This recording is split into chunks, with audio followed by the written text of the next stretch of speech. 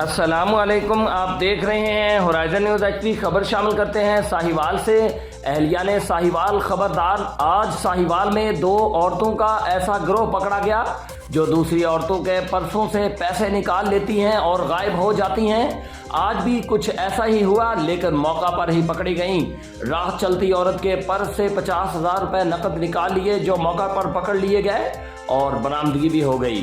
खवातीन को पकड़कर हवाला पुलिस थाना सिटी कर दिया गया। Report Rauf Shahzad Jatt, divisional bureau chief Sahiwal, horizon news HP, Pakistan.